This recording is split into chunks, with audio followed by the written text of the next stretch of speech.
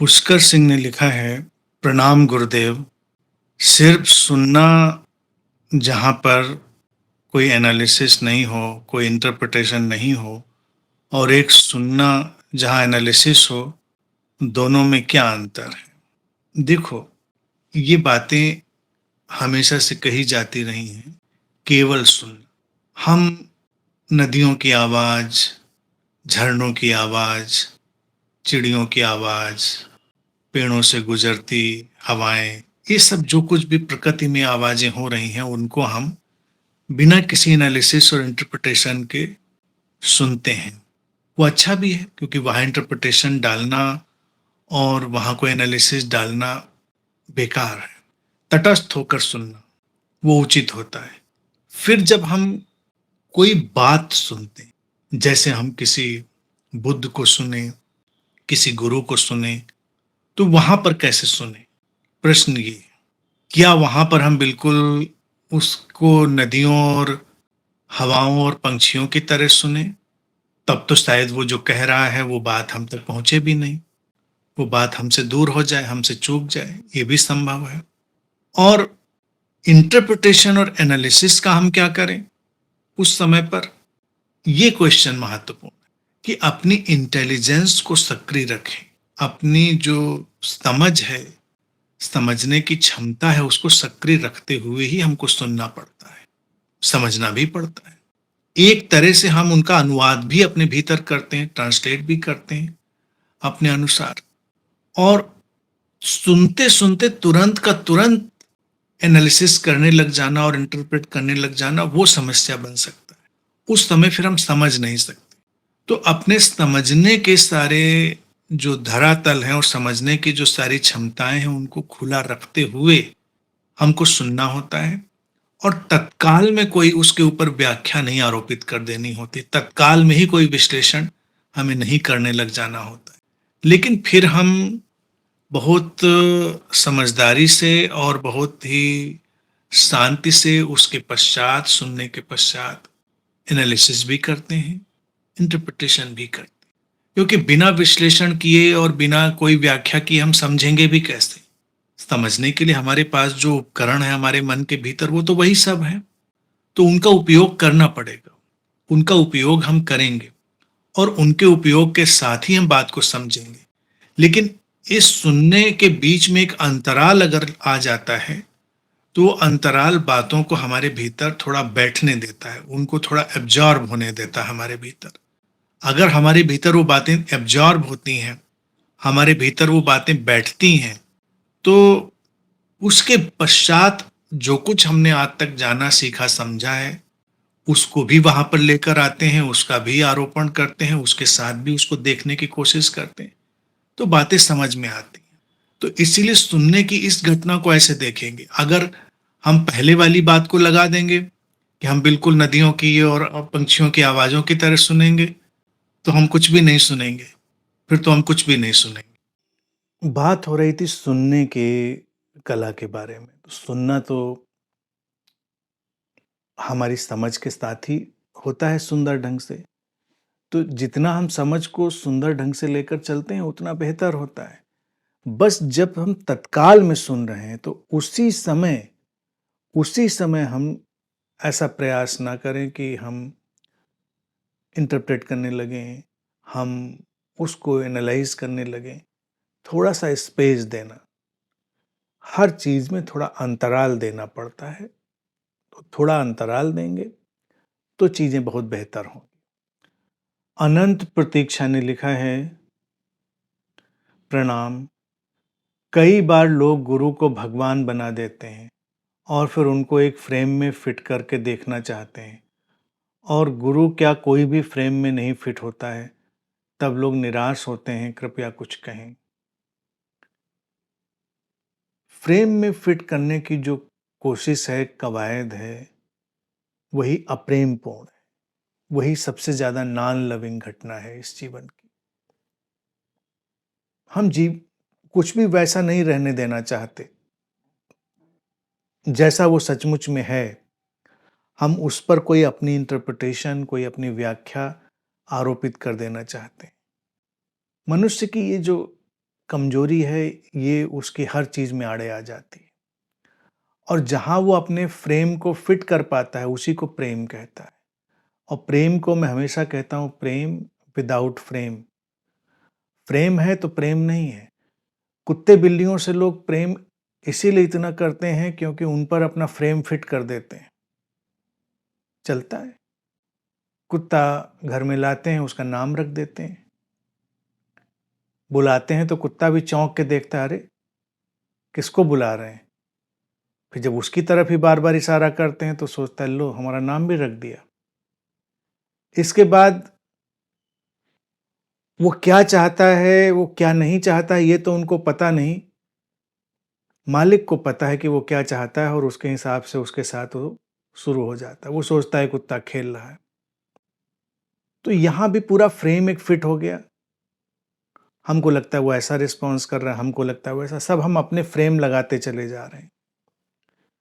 और इन फ्रेम के कारण हमको जो लगता है वो हमको लगता है कि प्रेम है। अब फ्रेम क्यों लगाता है व्यक्ति, चौखट क्यों बनाता है? क्योंकि भय बहुत ज्यादा है, क्योंकि व्यक्ति के भीतर उत्तेजना बहुत ज्यादा है और वो उस भय और उत्तेजना के चलते हुए लगातार जो ओरिजिनल है, जो मौलिक है, उससे दूर हटता रहता है। उस हट जाने के कारण वो जीवन से भी कटता है और गुरु के साथ भी वही व्यवहार जो लिखा है। क्यों गुरु के साथ क्यों करता है? गुरु एक जीवंत घटना है, लेकिन गुरु उसके फ्रेम में फिट हो जाए। गुरु ऐसा चाहता है, गुरु वैसा चाहता है, गुरु ऐसा करता है, गुरु वैसा करता है, तब तो ठीक है। इसीलिए गुरु से ज्यादा लोगों को मंदिर की मूर्त, अपने घर में रखी हुई कोई मूर्त ज्यादा अच्छी लगती, क्योंकि उसके साथ जो व्यवहार चाहो करो, जो चाहे मानो उसको। जिंदा गुरु है तो प्रतिरोध करेगा।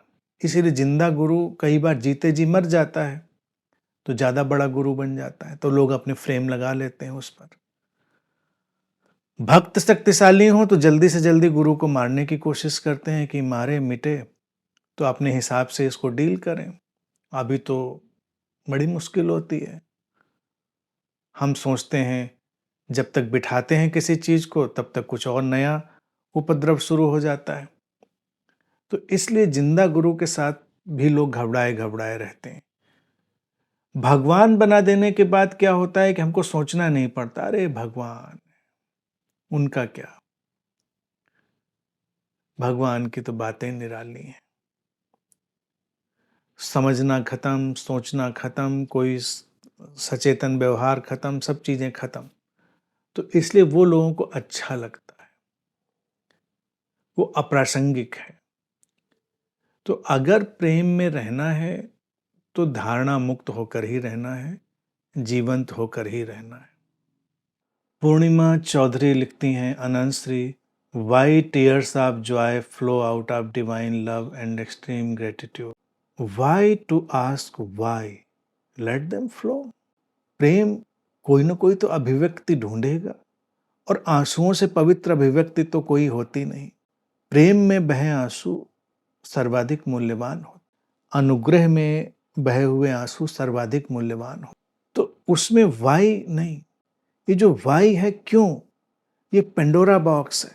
हमने जीवन में क्यों पूछा नहीं और हम मुश्किल में पड़ जाते हैं। क्यों आज हम खुश हैं, क्यों, खुशी को नष्ट करना है क्या? प्रेम हमें आपूरित करेगा तो कोई ना कोई अभिव्यक्ति देगा, शब्दों में देगा, भावों में देगा, कृत्यों में देगा। हमारे तमाम तरह के एक्शन आएंगे, रिएक्शन आएंगे। आंसू उनमें से एक अभिव्यक्ति।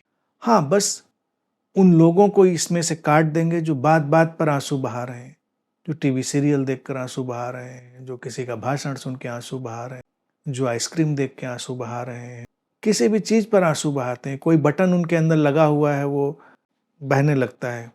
बड़ा कुशलता होती है कुछ लोगों की। और मगरमच्छ भी आंसू बहाते हैं, वो उनका अपना मैकेनिज्म है। तो उस तरह के सारे खुराफाती आंसुओं से अगर हम मुक्त हैं तो हमारी आंखें निर्मल हैं और फिर जब प्रेम और अनुग्रह में आंसू आएंगे तो आंखों को और निर्मल कर जाएंगे। तब आंखों के समंदर में आकाश उतरता है। अभिषेक लिखते हैं, प्रणाम प्रभु, प्रेम भय देता है और अभय भी, ये शांति भी देता है और अशांति भी। ऐसे ही विरह, मिलन, हंसी, आंसू आदि। क्या अभिव्यक्ति के क्षण में प्रेम द्वैत पर खड़ा होता है और केंद्र में अद्वैत पर दृष्टि दें? तो उत्तर भी प्रश्न में ही सन्निहित है, लिख ही दिया है। अपने मूल रूप में प्रेम अद्वैत है, अभिव्यक्ति में वो द्वैत में टूटेगा। द्वैत में जीवन की सारी अभिव्यक्ति टूटेगी। जीवन की ऐसी कोई भी अभिव्यक्ति नहीं जो द्वैत में न टूटती हो। प्रेम भी द्वैत में टूटेगा। लेकिन जो लिखा है कि प्रेम भय भी देता है और अभय भी, प्रेम शांति भी देता है और अशांति भी, नहीं, प्रेम भय नहीं देता, प्रेम अशांति भी नहीं देता। ये द्वैत अलग है।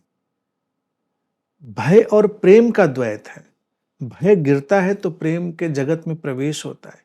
अशांति और शांति का द्वैत है। अशांति गिरती है, शांति के जगत में प्रवेश होता है और शांति की तरंगों पर सवार होकर हम प्रेम के घर में चले जाते हैं। वो द्वैत अलग है। फिर विरह और मिलन, ये खूबसूरत द्वैत है जो चलेगा और चलना भी चाहिए। हंसी और आंसू, ये प्रेम का खूबसूरत द्वैत है, ये भी चलेगा, चलना ही चाहिए। मिलना और थोड़ा दूर होना, फिर मिलना, यही तो आनंद है प्रेम का और यही प्रेम की लीला है। तो वो तो चलेगा, वो तो चलते रहना चाहिए। उसमें उसकी सौंदर्य की अभिवृद्धि ही होती है निरंतर। लेकिन भय और अशांति प्रेम के जगत का हिस्सा नहीं, वो प्रेम के पहले है। प्रेम के जगत में भय और अशांति मिट चुकी होती है, अभय और शांति में हमारा प्रवेश हो चुका होता है। अनंत देवीना ने लिखा है, प्रणाम अनंत श्री, गुणवत्ता किस तरह धैर्य से संबंधित है? जीवन छोटा सा है, धैर्य कितना प्रगाढ़ हो कि गुणवत्ता की नींव मजबूत बनी रहे, कृपया कुछ कहें। गुणवत्ता और धैर्य का संतुलन जरूरी है। अधैर्य से तो कोई चीज बनती नहीं। इवन एक कप चाय बनाने में भी जो धैर्य चाहिए, और अच्छी चाय बनाने जिसमें संभव होती है, उसमें भी कितना धैर्य चाहिए होता है। गुणवत्ता आ गई। तो एक निश्चित मात्रा का धैर्य हमेशा हमारे पास होना चाहिए। बहुत जल्दबाजी में नहीं होना चाहिए। जल्दबाजी में न खाना अच्छा बनता है, न जल्दबाजी में कोई काम अच्छा होता है। थोड़ा समय देना चाहिए। रचने बसने का थोड़ा समय भी देना चाहिए। हाथ में मेहंदी भी लगाते हैं आप लोग, तो थोड़ा समय देते हैं, धैर्य रखते हैं तो मेहंदी भी रच जाती है। जीवन के रंग भी गहरे होने होते हैं तो उनको थोड़ा समय देना पड़ता है। प्रतीक्षा और धैर्य जो है वो एक अनिवार्य गुण है। जीवन छोटा है बेशक, लेकिन छोटा है और हम अधैर्य में रहेंगे, अप्रतीक्षा में रहेंगे, तो छोटा जीवन कब बीत जाएगा हमको पता भी नहीं चलेगा। हमारा जीवन कब सरक गया हमारे हाथ से हमको पता भी नहीं चलेगा। कई लोगों को लगता है कि नहीं नहीं, जल्दबाजी बहुत है, इतना धैर्य कैसे रख सकते हैं। धैर्य से ही तो बात बनेगी। फ्लाइट पकड़नी है तो धैर्य तो रखना पड़ता है कि पहले ही कूद के उसके विंग्स के ऊपर चढ़ जाते हैं कि चल नहीं रहा, इसको जल्दी से हम ही ऊपर चढ़ के धक्का उक्का दे के चला दें। और फ्लाइट में जाते हैं तो धैर्य से प्रतीक्षा करते हैं। ट्रैफिक में फंसे होते हैं तो धैर्य से प्रतीक्षा करते हैं। करनी ही चाहिए। तो धैर्य एक गुणधर्म है। जल्दबाजी में कहीं नहीं पड़ना है। आराम से जीवन को चलने दो। आंखें खुली रखो, अपनी विजडम को शार्प रखो और जॉयफुल रहो। थोड़ा सेंस ऑफ ह्यूमर रखो और थोड़ा सेंस ऑफ हैमर रखो। कहीं कहीं पर सेंस ऑफ हैमर काम करता है कि भाई ये चीज़ तोड़नी थी तो उतना तो सेंस ऑफ हैमर भी चाहिए।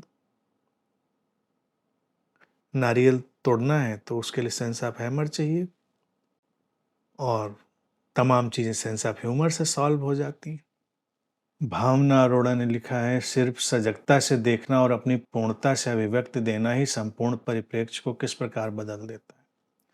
देखो, पहली चीज सजगता से देखना, ये हमारे हाथ में। पूर्णता से अभिव्यक्ति देने का कोई तनाव नहीं लेना, क्योंकि हम नहीं जानते कि पूर्णता क्या है। अभिव्यक्ति का निर्दोष होना जरूरी है, पूर्णता नहीं। We don't care about any पूर्णता।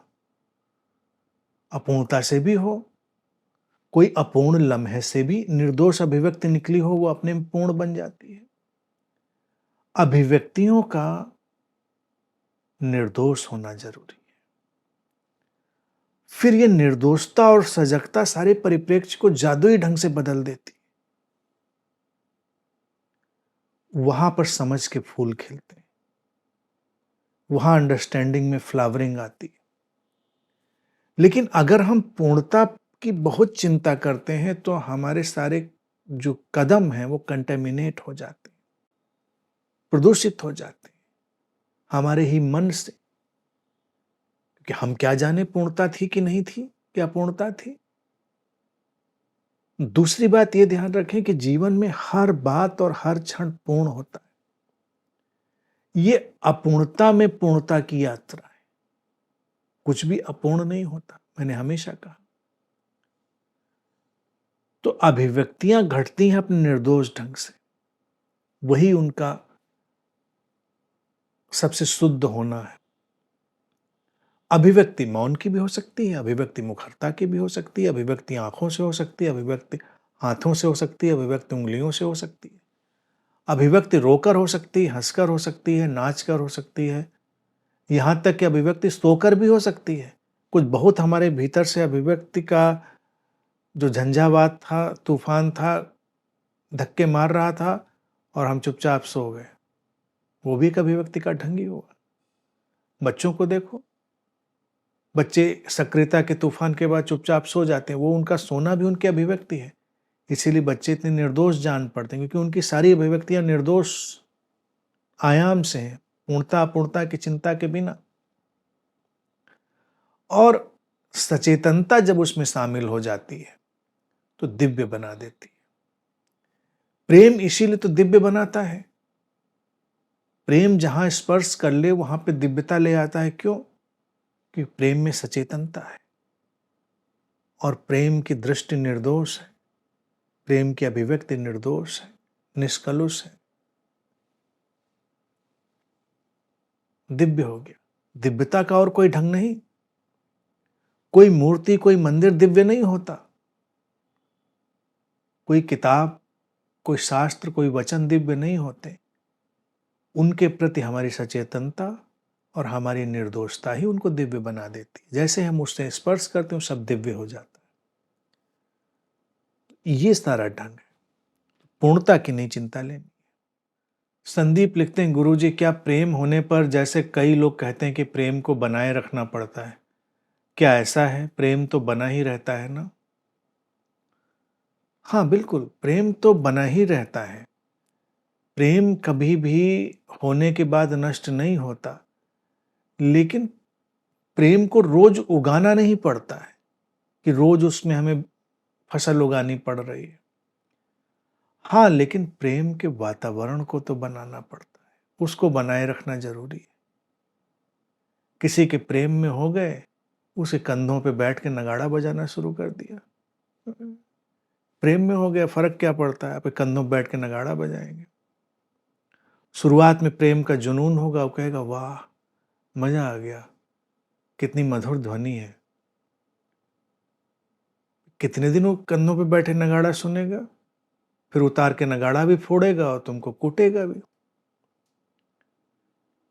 तो प्रेम में भी आचरण, व्यवहार, इन सबको जितना सलीके वाला, जितना सुंदरता वाला और जितना अच्छा सुरुचिपूर्ण बनाए रखा जाए, उतना ही प्रेम का वातावरण अच्छा रहता है। प्रेम उस घर की तरह, घर में तो आ गए, लेकिन अब घर को सजाना, संवारना, घर को सुंदर बनाना, ये सब तो हमारे हाथ में है। हम क्या, अब घर तो अपना कहीं जाएगा नहीं, घर में हम कूड़ा कचरा फेंकें, हाँ तो घर तो नहीं जाएगा, कूड़ा कचरा फेंकें तो कूड़ा कचरा के ऊपर सोएंगे। मैं जब छात्रावास में था विश्वविद्यालय में, तो एक मेरा मित्र था, वो बेडशीट ही नहीं बदलता था सालों। कम से कम साल भर तो नहीं, एक बेडशीट गंदी हो गई उसके ऊपर दूसरी बिछा दी, दूसरी गंदी हो गई उसके ऊपर तीसरी बिछा दी। तो एक बार उसके मम्मी पापा आए वहाँ पर, और वो बेचारे हर हमेशा आते थे, देखते थे कमरा गंदा है, सुधार के चादर उधर बिछा के चले जाते थे, सभ्य माँ बाप थे। फिर उनको चिंता हुई होगी कि पिछले साल में तो इसको कईयों बेडशीट दे चुके हैं, गई कहाँ? तो उन्हें पूछा होगा, तो उसने एक एक परत खोल के दिखाई कि सब बिछी तो है यहाँ पे, आप लापरवाह समझते हैं हमको, बिल्कुल कायदे से बिछा रखी। तो खूब डांटा गया वो, सब चद्दरें हटाई गई, फिर वो धुलने के लिए ले गए होंगे बेचारे। तो अब चादर मिल गई है तो चादर का उपयोग सदुपयोग क्या करेंगे? तो कई बार लोग ऐसे ही करते हैं। तो प्रेम की चादर वैसी होती जैसे कबीर कहते हैं, ज्यों की त्यों धर दीनी चदरिया। गंदी ही नहीं करी, गंदी कर सकते थे, गंदी नहीं करी। तो प्रेम को उगाना नहीं पड़ता है कि बार बार प्रेम को उगाना पड़ रहा है, लेकिन जो उग गया है उसको संवारे रखना पड़ता है। संवारना हमारे हाथ में, विकृत कर देना, कुरूप कर देना हमारे हाथ में। कई बार लोगों को लगता है प्रेम है तो हम गाली गलौज करें, हाँ तो कोई बात नहीं, प्रेम कम नहीं पड़ जाएगा, लेकिन उससे कोई प्रेम अधिक सुंदर भी तो नहीं हो जाएगा। प्रेम में आप ज़्यादा सुरुचिपूर्ण शब्दों का उपयोग करिए तो प्रेम ज़्यादा गरिमापूर्ण हो जाएगा। तो ये सब चीज़ों का ध्यान रखना पड़ता है, ये सब हमारे व्यवहारिक सत्य हैं। तो उन व्यवहारिक सत्यों के साथ चलना जीवन को ज़्यादा सुंदर बनाता है। ईश्वरी सिंह ने लिखा है, चोजन वन कॉन्सेप्ट के बारे में कृपया कुछ कहें। हमारे यहाँ भी इस कॉन्सेप्ट के लिए कोई शब्द है? चोजन वन, चुने हुए, हम इनको कहते हैं भारत में सुपात्र, जिनकी पात्रता को तय कर दिया गया। और ये एक एब्सर्ड कॉन्सेप्ट है। यहाँ हर कोई चोजन वन, हर कोई सुपात्र है। पिछली बार ही ध्यान शिविर में कोई मुझसे पूछता था, आप क्या पात्रता देखते हैं? मैं पात्रता क्यों देखूं? सूरज, समंदर, नदियां, हवाएं कोई पात्रता नहीं देखती और उपलब्ध रहती हैं। माँ अपने बच्चों में कोई पात्रता नहीं देखती, उनको उपलब्ध रहती है, उनसे बराबर प्यार करती। गुरु भी कोई पात्रता नहीं देखता। चोजन वन और सुपात्र केवल व्यक्ति के अहंकार को पुष्ट करने की अवधारणाएं, वो केवल उसके अहंकार को पुष्ट करते हैं, हम तो कुछ विशेष हैं। ऐसी किताबें, ऐसे किस्से कहानी भरे पड़े कि कोई बच्चा कहीं किसी जगह रह रहा था और हिमालय से कोई महान योगी आए और उन्होंने उसे चुन लिया। ये केवल अहंकार की घोषणाएं। घास का एक तिनका और ये पूरी गैलेक्सी, ये सब चोजन वन है, कुछ भी उससे अलग नहीं है। ये मनुष्य मनुष्य के बीच विभाजन डालने वाली, डिवाइड एंड रूल करने वाली अवधारणाएं। अस्तित्व ने तो सबको चुन लिया है, सब कुछ को चुन लिया, इसलिए तो सब कुछ यहाँ पर है। सब अपनी अपनी यात्रा में है, सब अपने अपने सौंदर्य में है। तो इसलिए गहरे आध्यात्मिक संदर्भ में इस कॉन्सेप्ट का कोई मूल्य नहीं, मूल्य ही नहीं बल्कि इससे नुकसान भी है, इससे दुर्घटना है। तो जो लोग अपने अहंकार को पोषित करना चाहते हैं वो ऐसे कॉन्सेप्ट लाए और वो शिष्यों को भी भरमाएंगे। अब मेरे पास देखिए कितना मौका है, लोग आते हैं, किसी दो को कहीं कोने में खोपचे में ले जाकर उसके कान में हम फूंक दें या किसी को कहें, कहलवा दें, गुरुजी आप ही का इंतजार कर रहे थे, यू आर चोजन वन। वो बिल्कुल फूल के कुप्पा होके निकलेगा अंदर से। लेकिन इससे हासिल क्या होगा? हासिल कुछ नहीं होगा, उसका अहंकार बढ़ेगा। गुरु जी को उससे कोई लेना देना हो तो अहंकार बढ़ा दें। तो हर आश्रम, कल्ट, हर मजहब व्यवस्थाओं में ये सब खुराफात चलती है चोजन वन। अस्तित्व ने सबको चुन रखा है। प्रेम में कोई ऊंच नीच नहीं, प्रेम में कोई विशेष नहीं, प्रेम ही अपने आप में विशेष है। तो हम लोग प्रेम के आसमान में हैं, जहाँ सब विशेष है, कोई अलग से विशेष नहीं। अनंत दिव्याक्षी ने लिखा है, नमन प्यारे सद्गुरु, कभी कभी ऐसा होता है कि किसी से बात करते करते पूरा सिस्टम हिल जाता है, जबकि सामने वाला व्यक्ति बहुत अच्छे से, बड़ी विनम्रता के रस में भीगे शब्द यूज करता है, फिर भी हमें लगता है कि अब बात से हट जाना चाहिए। आज किसी से काम के सिलसिले में बात करते समय ऐसा ही हुआ, कृपया कुछ कहें। देखो, सामने से विनम्रता से बात करी इंसान ने तो अच्छी ही बात है, लेकिन हर विनम्रता से की गई बात विनम्र नहीं होती। कई विनम्रताएं तो बड़ी अलग होती हैं, भली बातें, मुहज्जब लहजे, पहली बारिश में ही अक्सर ये रंग उतर जाते हैं। बातों का कोई मसला नहीं, लहजों का कोई मसला नहीं। कई लोग दिखते हैं बड़े विनम्र, उन्होंने विनम्रता साधी होती है। उनके पब्लिक फेसेज और प्राइवेट फेसेज अलग अलग होते हैं। उनकी पब्लिक वॉइसेज और प्राइवेट वॉइसेज भी अलग अलग होती हैं। उनकी आवाज़ पब्लिकली सुन लो, शहद से कोट करके, मतलब हनी कोटेड होगी,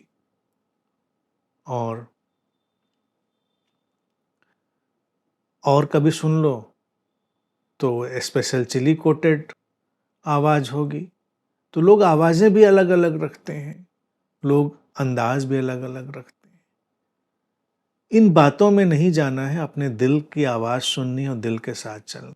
किसी से काम करना है तो काम पे फोकस रखो, ज़्यादा चीज़ों में मत पड़ो, और स्वयं भी विनम्र शब्दों के साथ ही आगे बढ़ो, वो हमेशा सहायता देता है। अच्छे शब्दों का उपयोग करो,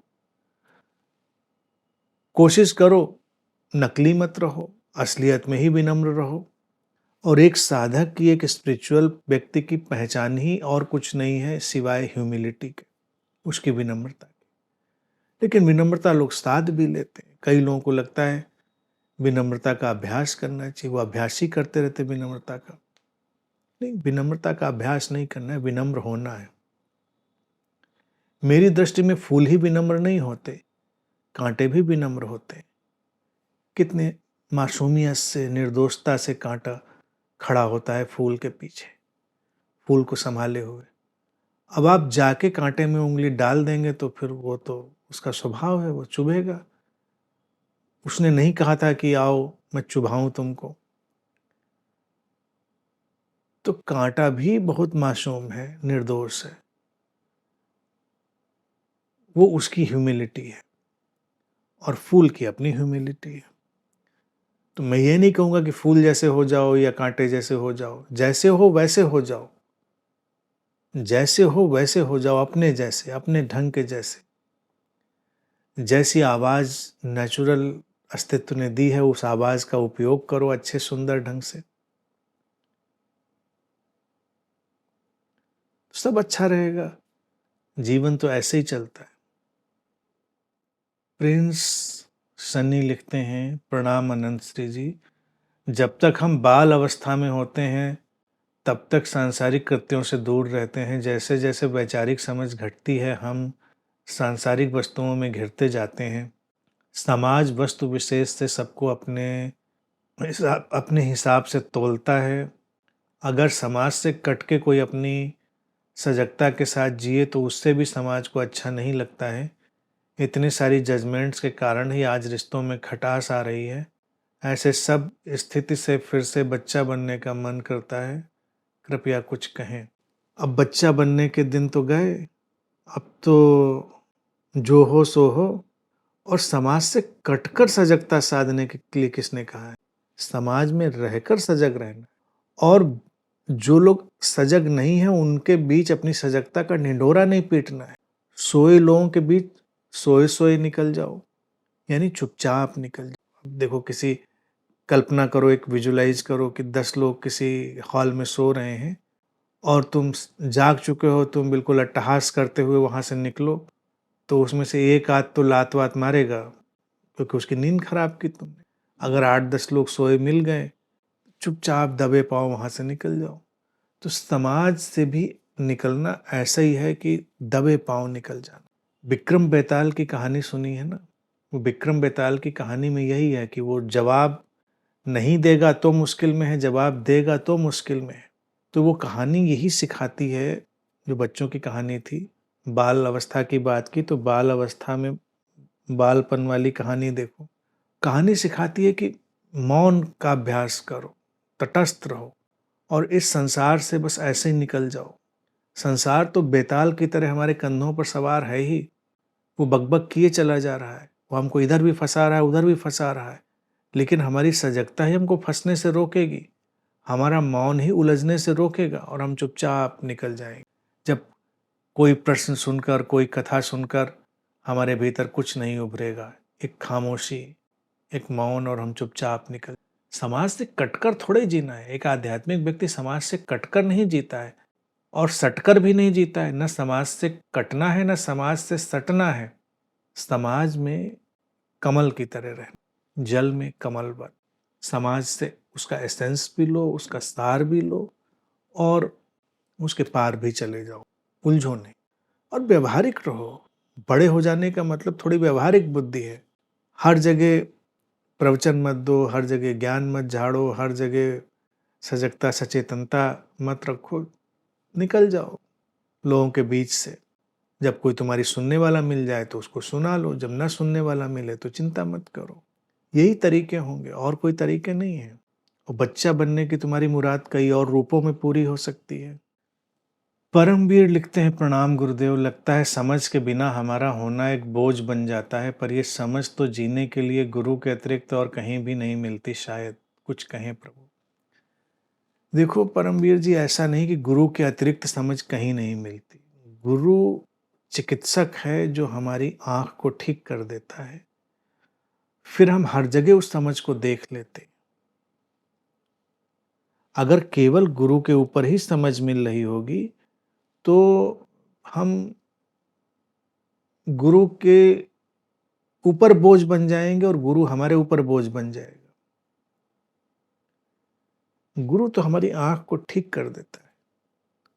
रोशनी दिखने लगी, अब रोशनी दिखने लगी तो रोशनी दिख जाएगी, जहां भी राह चलनी होगी वो राह चल ली जाएगी।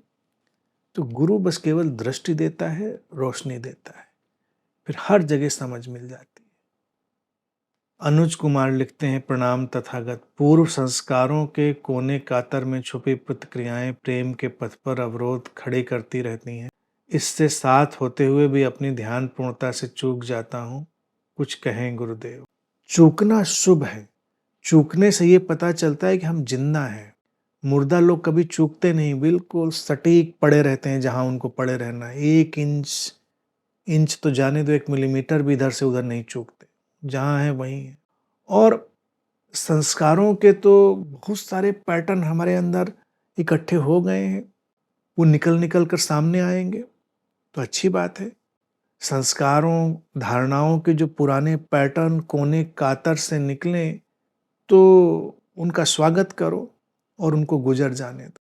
प्रेम जीवन के आसमान में पूर्णिमा के चांद की तरह, लेकिन पूर्णिमा के चांद को ऐसा नहीं कि बादल नहीं ढकेंगे, बादल तो ढकेंगे, बादल तो आएंगे जाएंगे, काले धूसर भूरे सफेद कैसे भी बादल। तो करना क्या है, बादलों को गुजर जाने दो, बैठे रहो, इंतजार करो, फिर बादल गुजर जाएंगे, फिर आसमान वहीं का वहीं, फिर पूर्णिमा का चांद वहीं का वहीं। अपनी प्रतिक्रियाओं पर प्रतिक्रिया मत, इस बात को बस ध्यान रखो। प्रतिक्रियाएं उठी, एग्जॉस्ट हो गई, वो हमारे शरीर मन का बायोलॉजिकल रिस्पॉन्स था, but don't react on reactions. प्रतिक्रियाओं पर प्रतिक्रिया मत दो, ये सबसे बड़ा उलझाव होता है, सबसे बड़ा जाल होता है। फिर सब मुक्त, सब अच्छा।